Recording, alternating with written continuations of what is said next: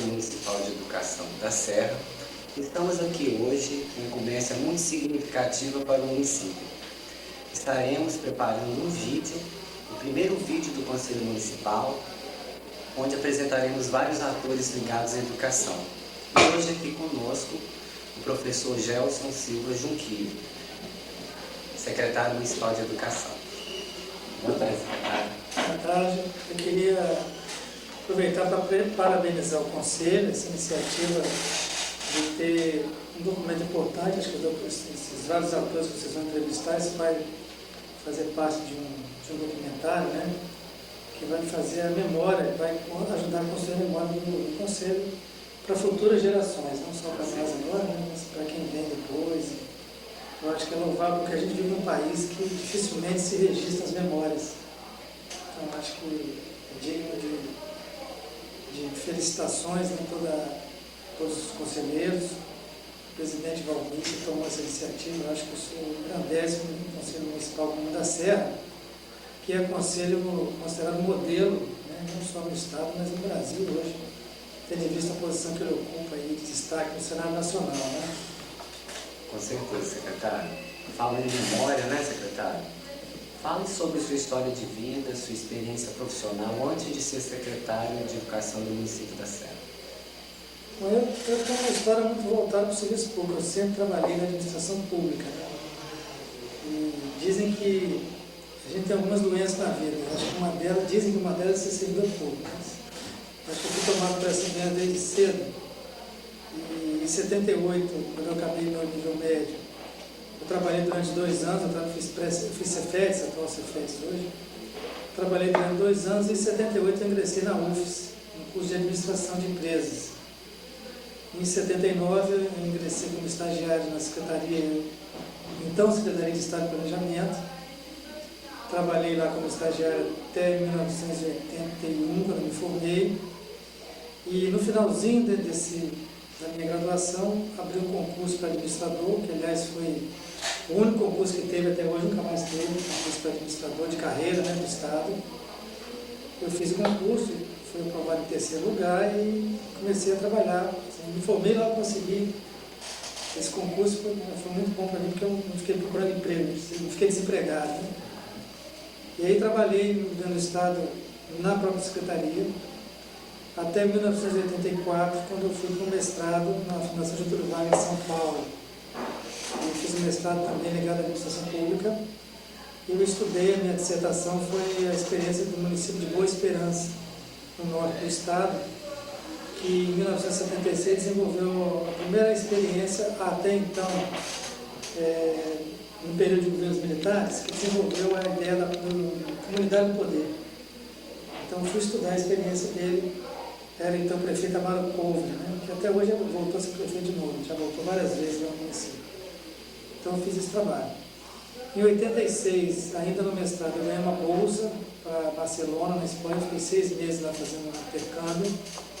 Depois eu voltei para o governo do Estado, trabalhei mais uns 2 anos, e apareceu um outro concurso de consultor executivo, um cargo que era superior de administrador, também de carreira. É um cargo que tem um salário maior do que os outros. Eu fui aprovado nesse concurso e fiquei até 1990. Em 1990 eu fui convidado para ser secretário municipal de administração em Vitória. Aí fui cedido, emprestado, né, para a prefeitura de Vitória. Nesse período eu tinha feito também um concurso para a UFSC, que decidi aí a segunda doença minha, que era ser professor. Botei na minha cabeça um dia que eu queria ser professor. Eu tive um professor na graduação que me incentivou muito, que assim, foi meu guru. E eu vendo as aulas dele, eu coloquei na minha cabeça, um dia eu quero ser igual a ele, quero ser professor. E universitário. Eu fui trabalhando para isso. E quando surgiu a oportunidade, eu fiz o concurso para a área de teoria organizacional, que é a área que eu gosto. E o departamento, na época, o departamento de administração, fez um concurso também para a área de mercadologia. Eles colocaram o professor de mercadologia primeiro, porque tinha mais necessidade nessa área, eu fiquei esperando a minha vez, né? E aí fui para a prefeitura de Vitória, quando em 91, finalzinho de 91, março, finalzinho de dezembro de 91, a UFSC me chamou. Aí eu falei para o prefeito, na época de Vitória, que eu estava saindo, que eu tinha finalmente conseguido o que eu queria, E entrei na UFS, estou lá até hoje, né? E a gente já tem um orgulho na universidade. Bom, aí depois eu fiz meu doutorado na UFS ainda, lá em 95, eu já professor da universidade. Eu fui no doutorado em Belo Horizonte, na Federal de Minas. Depois eu fui para o Canadá, também fiquei 8 meses no Canadá com uma bolsa, a gente chama Bolsa São Luís. Depois voltei, aí na volta, em 98, 99, nós construímos uma equipe na UFS para montar o nosso mestrado. Então eu tenho orgulho na minha vida de UFS de ter participado da criação do primeiro mestrado em administração do Espírito Santo, público, gratuito, né? Eu tenho uns pagos já, mas público e gratuito, é o único até hoje, e eu fui parte dele, eu apoio também nesse mestrado. Em janeiro de 2005, eu fui convidado pelo prefeito Aldir para assumir a Secretaria de Educação da Serra. Para mim foi um novo desafio. E aí vim para cá cedido pela UFS, né? Estou aqui já há 1 ano e 8 meses nessa função de secretário de Educação. A gente percebe que é uma trajetória assim, bem significativa, né? E para a função que o secretário hoje exerce, sem dúvida, todo esse caminhar, né? Essa experiência contribui para o desenvolvimento efetivo do trabalho, né? Para o seu desempenho. Quando assumiu a secretaria, Gelson, qual era a sua expectativa e a sua proposta de trabalho? Olha, eu digo para você, sem medo nenhum de errar, que a minha história aqui na educação foi engraçada, porque em outubro, logo depois da eleição, em outubro de 2004, o prefeito Aldir me chamou para coordenar a equipe de transição do governo dele, que na verdade era uma transição entre aspas, porque na verdade era uma continuidade. A gente fez mais um levantamento do que precisava ser feito para dar continuidade ao trabalho do Sérgio Vidigal, né? Aí eu juntei um grupo de amigos, de colegas da universidade, cada um na sua área, e a gente fez um trabalho que ouvimos assim, várias lideranças comunitárias aqui na Serra, ouvimos empresários, no caso da educação foi a professora André Grijó que fez esse documento, ela ouviu o Sindiúps, ela ouviu o pessoal da Secretaria, ela fez levantamento da Secretaria de Estado de Educação. Então cada um na sua área fez um documento que a gente condensou num documento único. Né?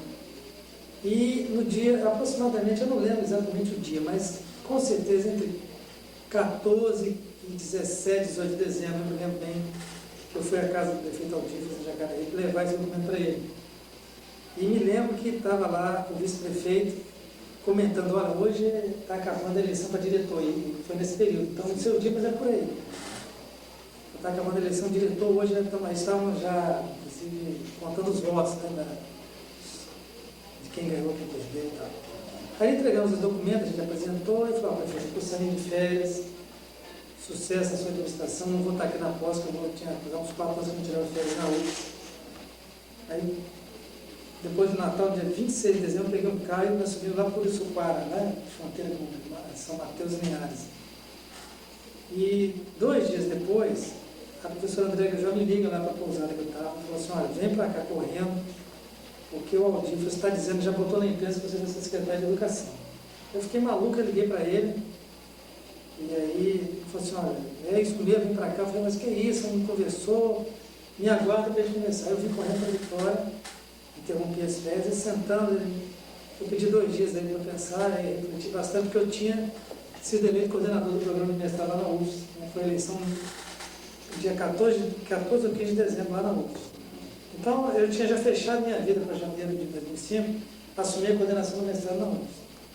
Aí eu tinha que conversar com esses colegas, quer dizer, gente, não vai dar para ver. Então, uma série de coisas que a gente fez, eu fiz algumas colocações para o prefeito, e aí acabei aceitando por conta da minha amizade com ele e tal, e assumi. E aí a expectativa, bom, e agora, né? O que eu faço? Eu nunca fui secretário de Educação.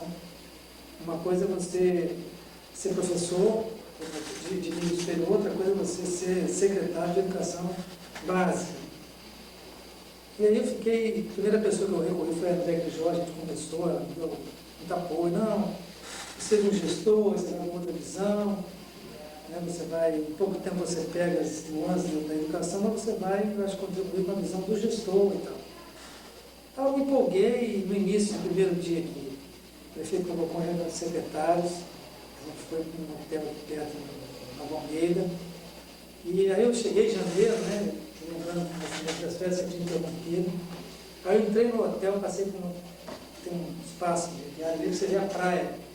Eu falei, gente, o que eu estou fazendo aqui? Eu podia estar nessa hora descansando, janeiro, férias na UFS, né? O que eu estou fazendo aqui? Mudei toda a minha vida. Eu estava quase indo para a França já com pós-doutorado, estava quase aposentado.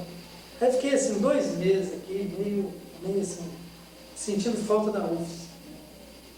E pensando o que eu vou fazer. A gente começou então a discutir uma política de educação.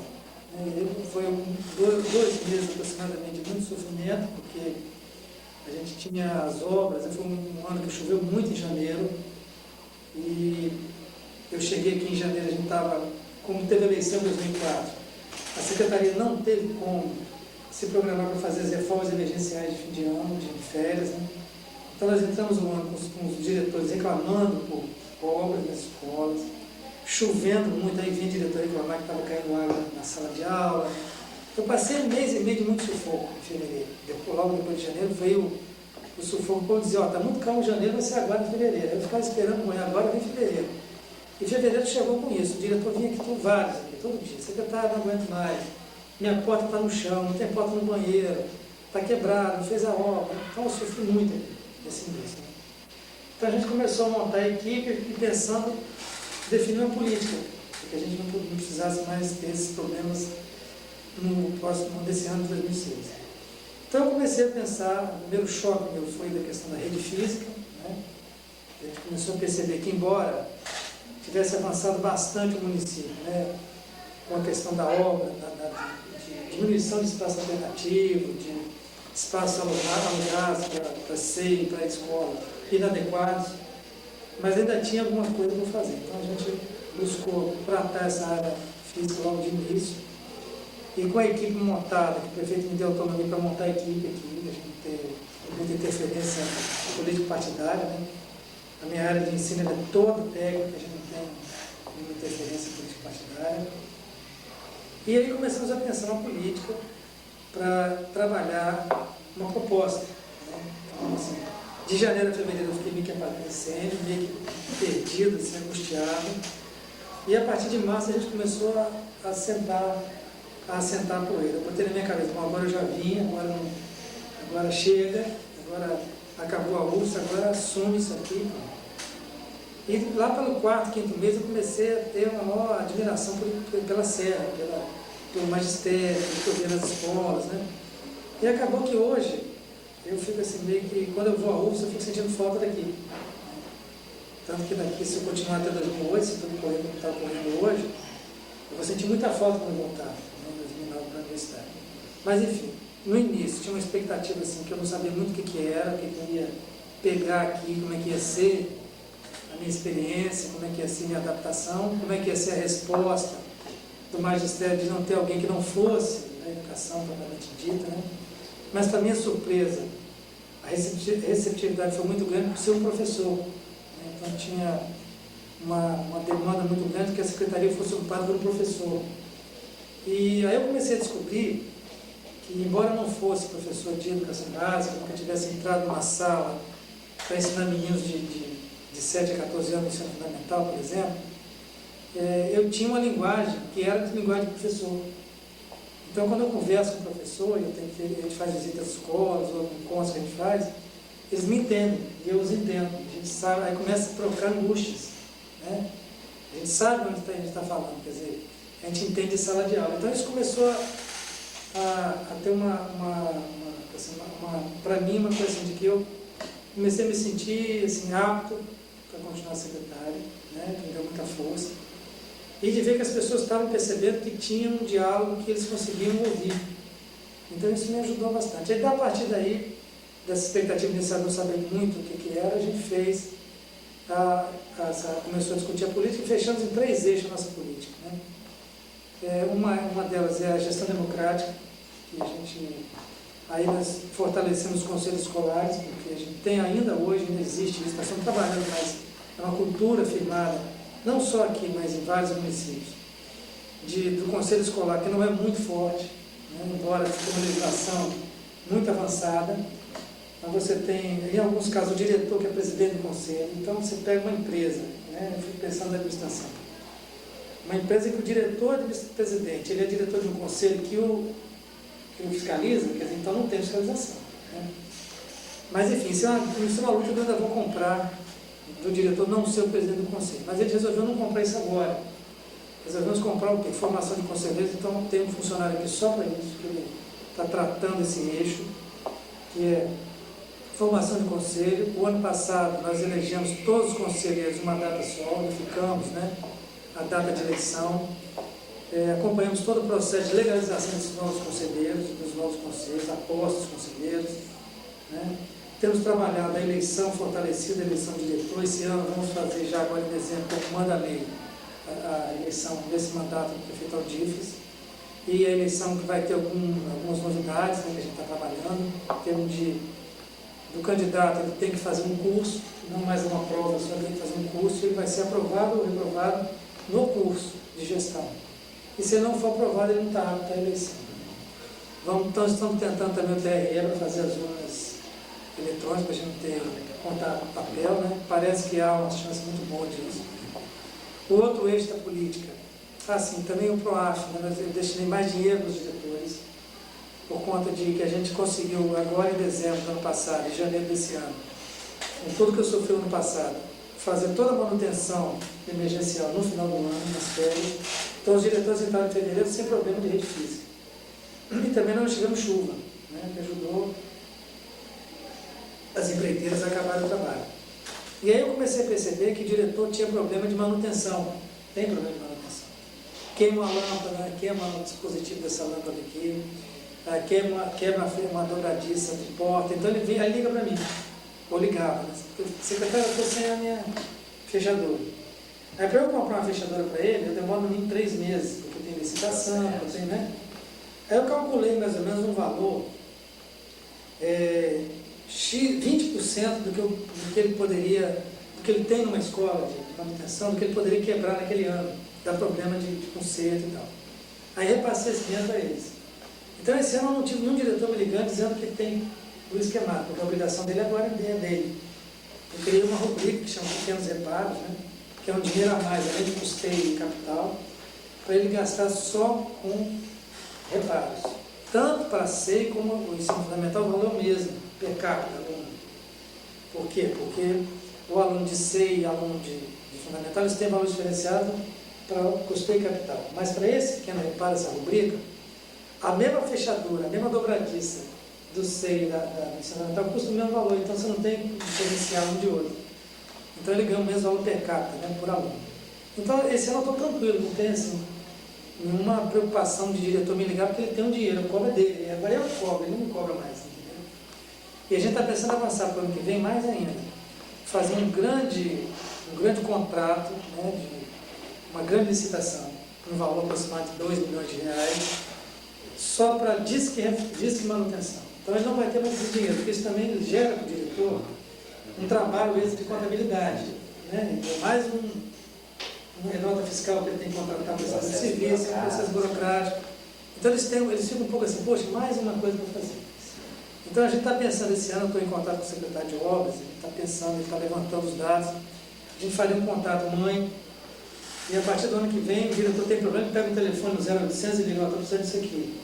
Aí solicita para mim, a gente aprova, o empreiteiro vai lá e já faz a manutenção dele. Então a gente avançaria um pouco nisso aí.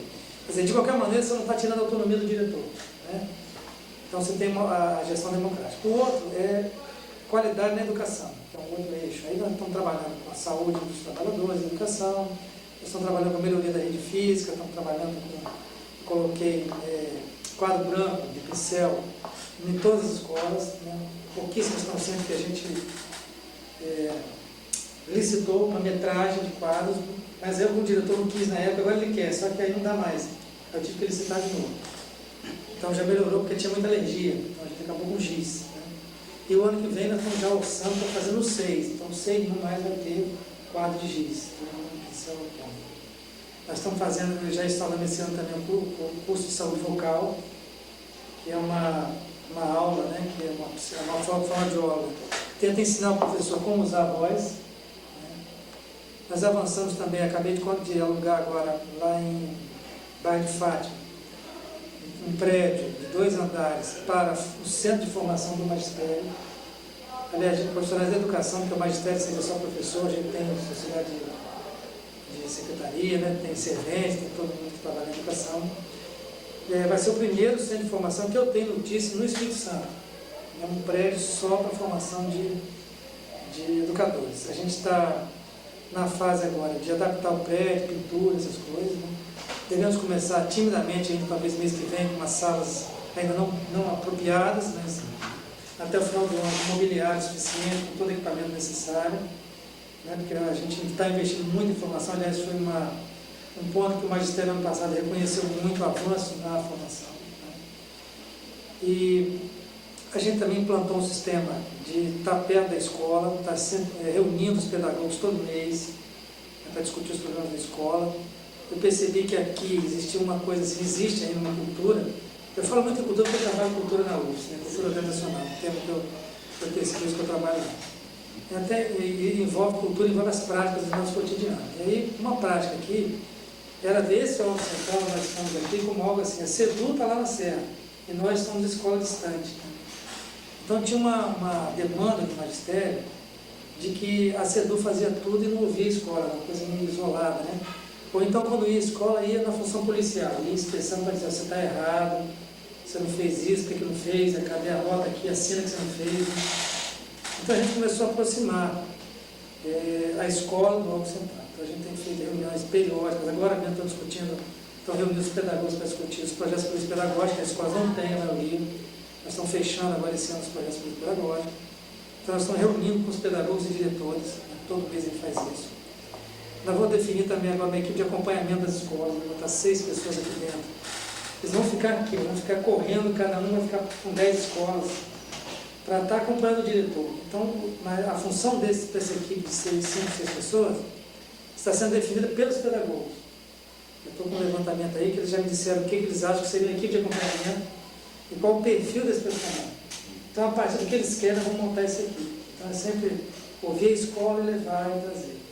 Então, isso também avançou bastante, a gente aproximar o órgão central, que é formulador de política, mas uma política que tem que ser com quem está na ponta, e não daqui para lá, entende?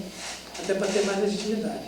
Agora, você vai dizer: bom, está ok? Já não, porque tem um processo histórico, né? Isso é um processo longo, demorado, de mudança de prática, de comportamento, mas eu considero que a gente tem avançado bastante.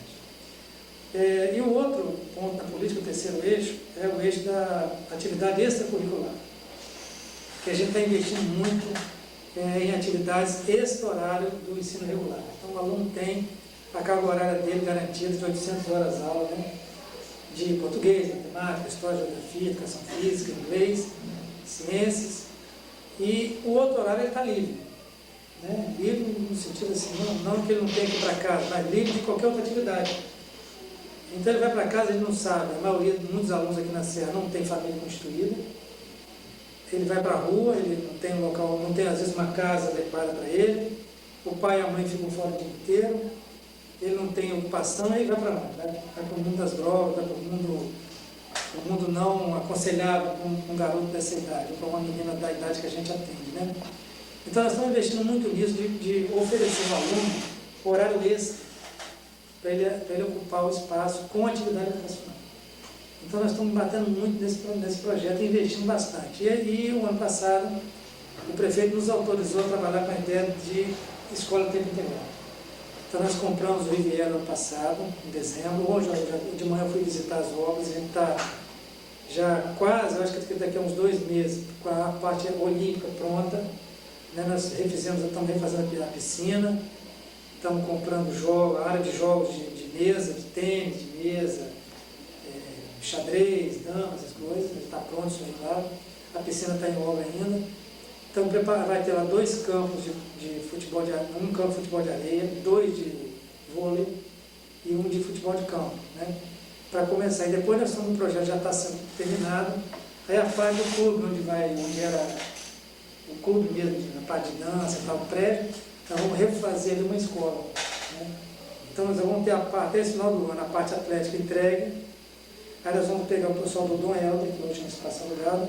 O menino vai sair de manhã da aula e à tarde ele vai fazer atividade esportiva onde é o ideal, em frente, só atravessar a rua. Né? E até 2008, a expectativa é que o prefeito Aldivos construa, onde é o prédio Riviera, a escola que vai ter. Eu já vi o projeto, ele está quase pronto.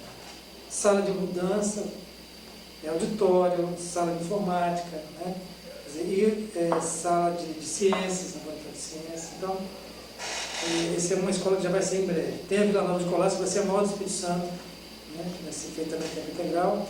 E uma terceira que a gente está negociando o terreno em Planalto Serrano. Vai ser a terceira escola de tempo integral. Então a gente está avançando, que essa ideia de que você tem o aluno não preso na escola, porque quando você fala de tempo integral, parece que o aluno ficar preso. A experiência não deu certo comigo. Ele entrava de manhã e só saía à tarde. Aí eu fui falar outro dia para as meninas, nós vamos construir para o nosso Serrano tempo integral, estava lá na escola. Aí um virou assim, Carandiru. Não, calma, não é isso. Por quê? Porque ele não quer ficar o dia inteiro preso, ele quer ter opções de ir lá. Então o que nós vamos fazer? Ele estuda de manhã. À tarde ele vai ter opção de inglês, matemática, ciências, informática, esporte, ele vai se inscrevendo igual a escolinha. Ele faz o cardápio dele, aí ele vai porque ele quis ir. Então nós vamos chamar o aluno para vir, pode ir o dia inteiro, pode ficar o dia inteiro às vezes. Como pode ir 2 vezes por semana, 3 vezes por semana. Quer dizer, minimamente ele vai ter envolvido sem a gente fazer sem um efeito coercitivo, entendeu? E assim você torna a relação da escola com o aluno não de medo, mas de prazer. Né? Aí você respeita também o perfil. Sim, né? sim, daquele que quer ficar mais. Do aluno. Uhum. Então essa é a ideia. Mas a gente chama de tempo integral, porque explicar isso para a comunidade é complicado. Então o nome que colou o tempo integral, a gente vai chamar de tempo integral, mas ela é a gente chama tecnicamente jornada ampliada. Mas eu não, você imagina explicar, não é integral, não deixa assim. Então a gente, né, o conteúdo aqui é importante. Então essa atividade extracurricular, para mim, hoje é o que é mais importante para a gente aqui. Né? Embora a questão do ensino, o formal, ela é importante, a gente está trabalhando para tentar diminuir os índices de reprovação, os índices de evasão, né? A gente precisa trabalhar, mas se a gente não oferecer outras oportunidades para os alunos, tende a aumentar a evasão e a reprovação, porque ele não sente prazer pela escola. Né? Então a gente está investindo em vários projetos, né? Que eu me lembro que agora eu vou citar 2 ou 3 que me vem à cabeça. Agora, em outubro, nós vamos levar 6 mil alunos ao teatro. Nós contratamos, acho que 5 ou 6 peças de teatro exclusivas para os alunos. E conseguimos o Carmélia, o Teatro Carmélia Vitória, que a gente não tem espaço na Serra ainda, né? Então eles vão passar um mês inteiro de outubro, cada dia vai uma escola. Né?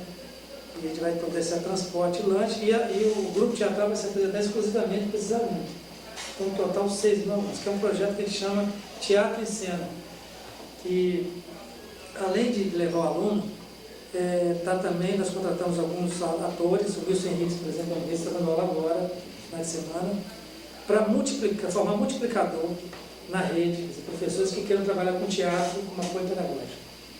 Então, o Wilson Henrique, mais uns 2 ou 3 atores aqui do estado, estão formando professores, multiplicadores, para trabalhar com teatro na sala de aula, entendeu? Com atividades lúdicas. E nós vamos levar esse grupo agora para o teatro. Nós estamos montando a banda marcial, que a Serra não tem, então estão fechando a compra agora de equipamento, ficou em quase 150 mil reais de equipamento. Então vamos montar uma banda com 60 alunos, né, com uniforme, para ser a banda marcial, a banda que vai representar o município.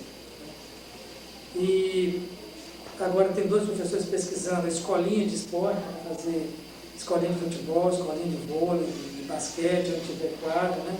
Eles estão procurando campo de futebol, para a gente colocar esses campos, colocar o aluno ali. Então nós estamos investindo muito nesses projetos. Aí tem a ABB, que nós fizemos um convênio com o Banco do Brasil, né? Que os alunos ficam lá na sede da ABB no domingo à tarde. E vários outros projetos que a gente está trabalhando nessa linha, extracurricular. Eu devo mandar para a Câmara, o prefeito já enviou para a Procuradoria, está sendo discutido, de a gente mexer na lei da extensão de carga horária. Hoje o professor tem um limite de extensão de carga horária, então ele não pode. Nós temos vários problemas com isso. O professor, ele pede licenciamento de até 5 dias, eu não posso botar outro substituto, porque a extensão não é permitida. E também não pode oferecer projeto, por exemplo, que atuar dando uma escolinha de futebol. Eu não tenho como pagar esse professor, porque é fora do horário dele. Então a gente amplia a legislação e vai poder atender esses projetos. Então, para mim hoje, né, essa política com esse tripé, ela tem atendendo, em cada eixo desse tem N projetos. Tem alguns aqui que me vem à cabeça agora, mas é o que a gente tem um norte hoje, né? E que a gente vem conseguindo, né, caminhar bem, caminhar assim, com firmeza, pelo menos. E um desafio grande meu é conquistar o magistério, mostrar para eles que a gente tem diálogo, que pode não acontecer tudo que eles querem ver, não acontece, né?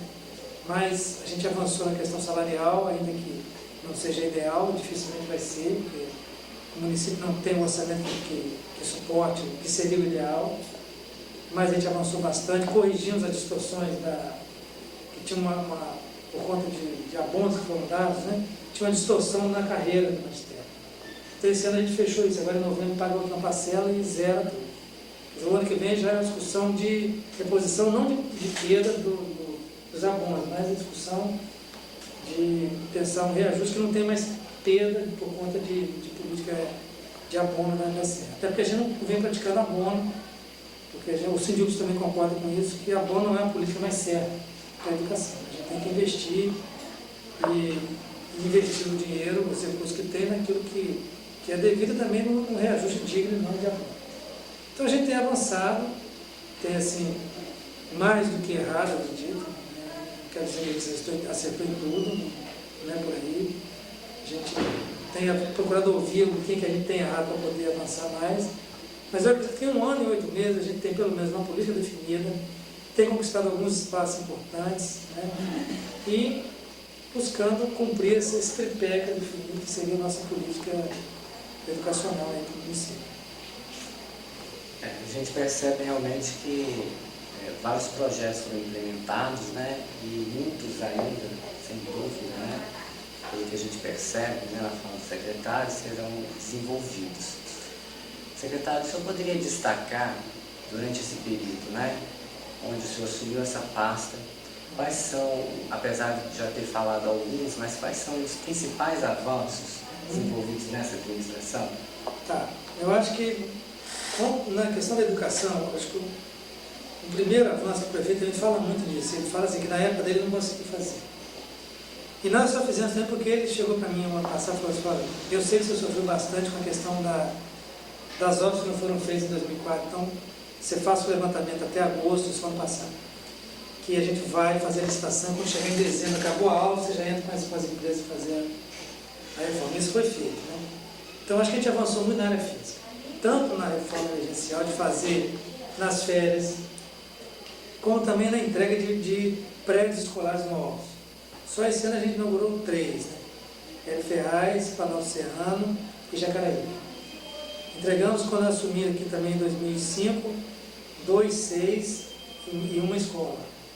Então tem avançado bastante na rede física, né? A gente tem mexido bastante, tanto que você não vê mais reclamação como era antes. Hoje mesmo como eu fui a Jacaraí, lá no Riviera, eu passei num SEI Jacaraí, que ainda é um espaço alugado, que a comunidade já colocou na prioridade do orçamento participativo, e que em breve a gente vai começar a construir, estamos já buscando um terreno novo, para poder iniciar a obra. Mas era um SEI que tinha alugado, que eles não gostavam do espaço, a gente pegou um espaço que era alugado, que foi a Escola Nova de Manizó, o pessoal foi para lá, o prefeito entregou agora no início do ano. Eu peguei essa escola, que era o prédio alugado, e reformei, e o pessoal está lá agora.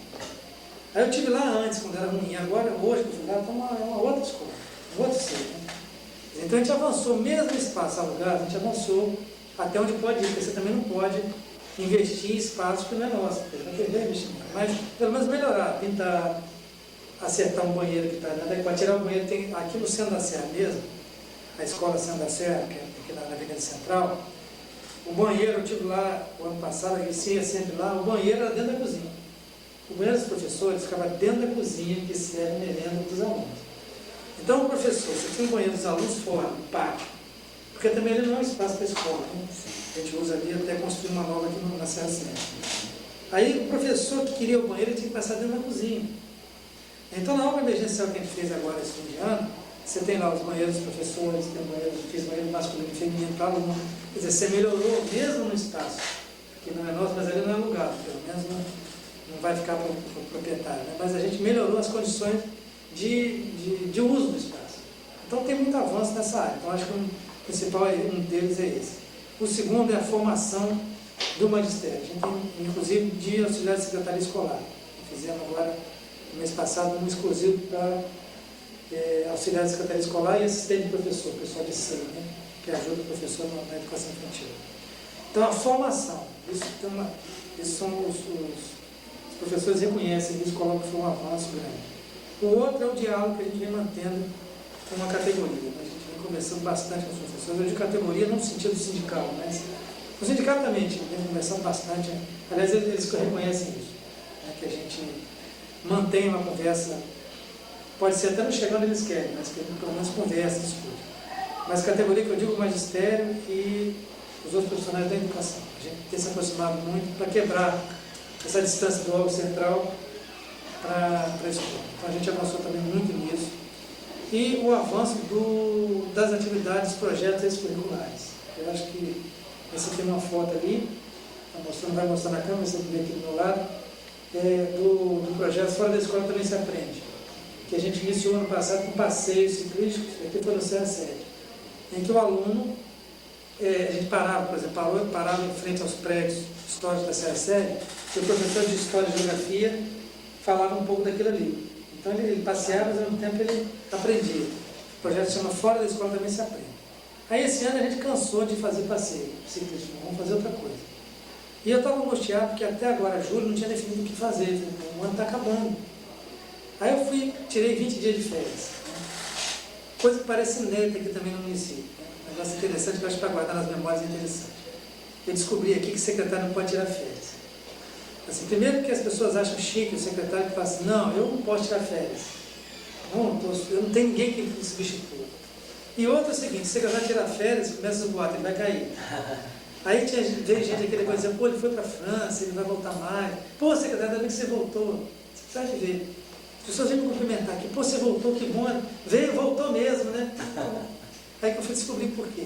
Eu falei, bom, porque aí um colega do meu secretário, não vou dizer não, no meu caso, me perguntou, pô, 20 dias de férias, o secretário de Educação, eu falei, porque eu tenho uma equipe muito boa.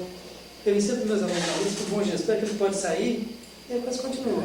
Mas, enfim, tem uma prática, né, difundida que o secretário tem que ficar aqui, não pode ir, né? Então, eu tirei férias. Nas férias, eu fui para uma cidade histórica, né, no Rio de Janeiro, Paraty, e estava lá sentado, olhando para aquilo ali. Falei, gente, por que o aluno nosso não pode vir? Eu estava lá, eles estavam montando a feira do livro que está acontecendo lá agora. Aí estava o pessoal do MEC, e eu estava perto ouvindo os caras falando, não vamos montar isso aqui, os bonecos, o portal, né? E aí eu falei, mas por que o aluno... Aí o cara explicando, o que foi o ciclo do ouro e tal, a gente precisa, na feira, fazer uma coisa dessa. Eu falei, mas por que o aluno nosso não pode vir estudar o ciclo do ouro e vir vivenciar aqui, ver uma construção daquela época? Aí eu conversando com a minha esposa, veio a ideia de criar um prêmio, uma redação, né? Ele está até aqui. Saiu semana passada, eles fizeram um projeto. Dentro dessa ideia de Fora da Escola Também Se Aprende, em vez de passeio ciclístico que eu te falei. Né? Esse é o quê? Nós vamos criar 3 categorias de premiação, né? De acordo com a idade, com a série, né? Em que o aluno possa, na categoria A, eles são os alunos de 3ª e 4ª série e segundo turno. Então eles vão fazer, eu vou contratar 3 ônibus, 120 alunos, que eles vão percorrer algum espaço da Grande Vitória. Então, por exemplo, 3 ônibus, você pode ir para Vila Velha, conhecer o Convento da Penha, pode ir para Praia da Costa, os alunos aqui geralmente não vão, e vão conhecer a Serra também que não conhece. Mal conhece o bairro de Mora. Então ele vai ter uma aula, fora da escola também se aprende, sobre aquele local que ele vai visitar. Por exemplo, vai ao convento, uma aula de história fantástica. Né? Então, essa categoria A é Vitória. Categoria B é o Estado do Espírito Santo. Então, 3 ônibus vão sair para algum lugar que a gente não vai definir.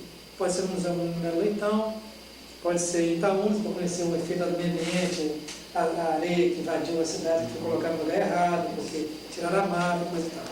Isso aí para aluno de 5ª, 6ª e 3º ciclo. Categoria B. E categoria C, aluno de 7º, 8º e 4º ciclo, eles vão para fora do estado, aí nós vamos definir Ouro Preto.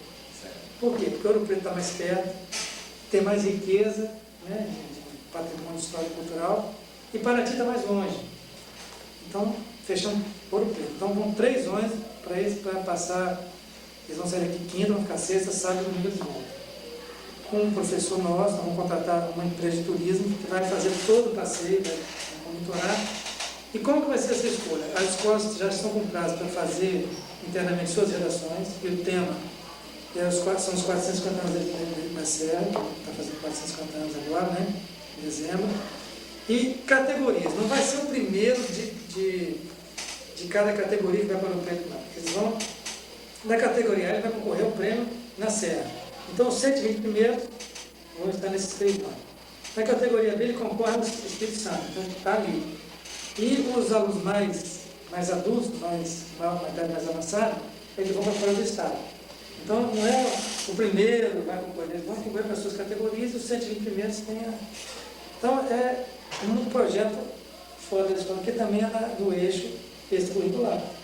Então, você vai ter o professor trabalhando na sala de aula, na redação, e depois ele vai na prática. Então, isso também é uma ideia que me apareceu e que reforça que isso seria um terceiro ponto, quer dizer, reforçar o que a gente vem trabalhando muito, a atividade extracurricular, preocupar o aluno, né, e fora da horário regular de ensino, né, para que ele possa, que a gente possa diminuir de violência, que a gente possa trabalhar toda essa questão de discussão do CSA da Paz, que é um projeto do governo como um todo. Inclusive, ontem, no Jornal Nacional, se aparece a Serra, né? Assim, a cidade conseguiu, né, baixar o índice, né? Exato. Então, a gente, cabe a educação uma parte nisso. Né? Até começa pela educação, se a gente quiser ser mais enfático. Então, eu acho que esse é um destaque. Seriam 3 pontos. A rede física, a gente vai avançar mais ainda, e aí incluindo a escola integral. Secretário, o que a Serra tem que os outros municípios não têm? Essa é a pergunta mais difícil de todas que eu devo ter para responder aqui para vocês, mas eu acho assim, que a gente tem um AUNDIM, né, que é o nosso fórum do secretário municipal de educação. E a gente se reúne de vez em quando, eu tenho muito contato com o secretário da Grande Vitória, 2 deles são colegas meus da USP, o professor Roberto Berger de La Velha e o professor Marlene de Vitória. Então a gente tem muito contato, a gente conversa muito. Eu acho que, assim, o que a gente tem que eles não têm é mais complicado. Eu acho que eles dizem assim, o que a gente está avançando em relação ao que eu vejo em outras redes, né? Comparando com o governo, com os outros municípios fora da Grande Vitória, a Serra meio que eles colocam a Serra assim como se fosse um país diferenciado. Eles usam esse termo mesmo.